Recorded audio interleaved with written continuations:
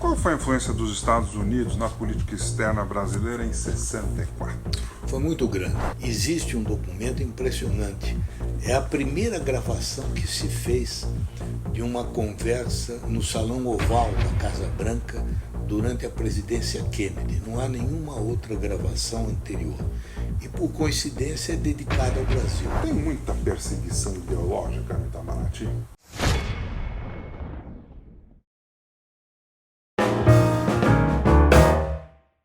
Qual foi a influência dos Estados Unidos na política externa brasileira em 64? Foi muito grande.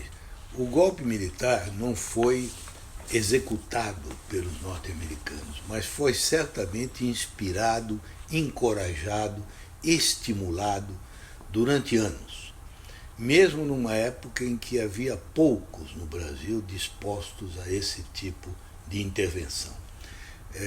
Eu acabo de publicar um livro, né, A Diplomacia na Construção do Brasil, que é uma história do Brasil que vem desde a época colonial. Eu coloquei como limite 1750, que é o Tratado de Madrid, a data em que o território brasileiro passou mais ou menos a ter esse perfil que tem até hoje. Mas, na verdade, o meu livro até começa antes, né? E chego até o impeachment da Dilma Rousseff. Esse meu livro é, na verdade, uma história do Brasil, não é só uma história da diplomacia.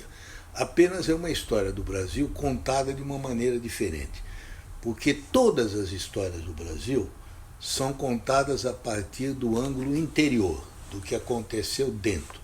Eu apenas acrescento uma outra perspectiva, mostrando que muita coisa que aconteceu aqui foi influída ou veio de fora. E uma dessas influências é exatamente a que você perguntou.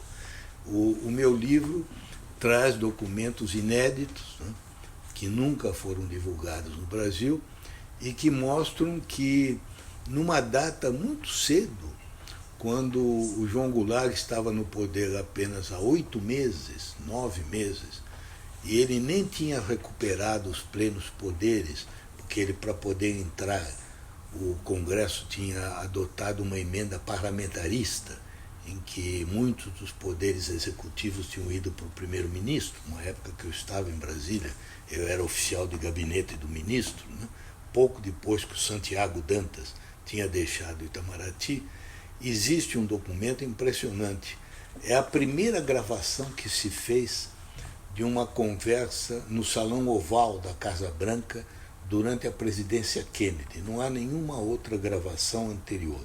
E, por coincidência, é dedicada ao Brasil. E nessa conversa, o Kennedy, o presidente John Kennedy, o embaixador americano aqui, Lincoln Gordon, e o assessor de segurança internacional para a América Latina, Richard Goodwin, já discutem abertamente que o Goulart iria levar o Brasil ao comunismo, ou por vontade deliberada, ou por incompetência.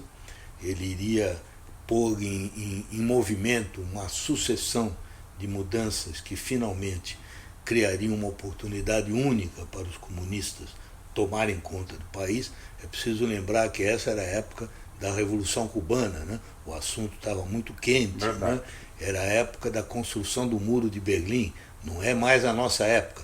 Nessa época havia a Guerra Fria, a mentalidade, o temor, né, da ofensiva comunista.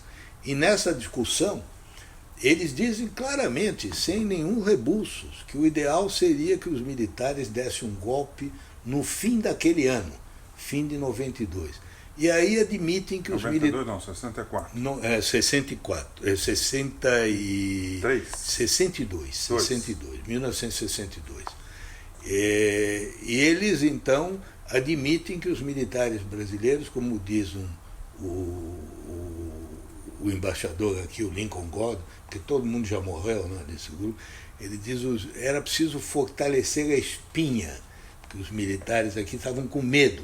Tinham medo, entre outras coisas, que os americanos não apoiassem o golpe, porque tinha havido uma tentativa de golpe no Peru que os americanos haviam condenado. Então eles dizem, não, nós temos que mostrar que esse caso era diferente, seria diferente, não é todo o caso que nós condenaremos. e é preciso reforçar a espinha deles, e é nesse momento que eles decidem mandar para o Brasil um adido militar que fala português, que é o Vernon Walters, o coronel. Então é muito interessante mostrar como, no correr desses anos, 62, 63, eles vão pouco a pouco criando um grupo no Brasil que é estimulado, encorajado com garantias que eles dando que eles seriam apoiados pelos americanos. Inclusive, se fosse necessário, se houvesse uma guerra civil, os americanos montam uma operação, que é a Operação Brother Sam, né, irmão Sam, né, que seria para dar armas, munições, combustíveis, né, seria uma frota que viria para o Brasil. Embaixador Recupero, tem muita perseguição ideológica no Itamaraty? Houve no passado, eu acho, sabe? Hoje em dia eu não acompanho muito de perto, mas que eu saiba, eu não acredito não, porque os embaixadores principais nomeados ainda pela Dilma e para postos muito importantes continuam nos postos, né? Inclusive postos como Paris, por exemplo, e outros similares. Na época do governo do PT, houve de fato o afastamento de casos concretos, né, de pessoas de muito valor que foram relegados a postos insignificantes, né? Por exemplo, o Marcos Caramuru, que hoje é o nosso embaixador em Pequim, que é o maior especialista brasileiro em China, que fala mandarim correntemente, né? Ele foi mandado como embaixador para a Malásia, né? Que era um país completamente fora, né? da área em que ele poderia atuar. O embaixador Gelson Fonseca foi o assessor internacional do Fernando Henrique Cardoso e foi também embaixador do Brasil na ONU, né? Ele terminou a carreira como cônsul do Brasil na cidade do Porto, em Portugal. Né? Então, como você vê, são casos concretos, né? Agora, veja o seguinte, é diferente quando alguém assume uma posição pública de crítica ao governo, né?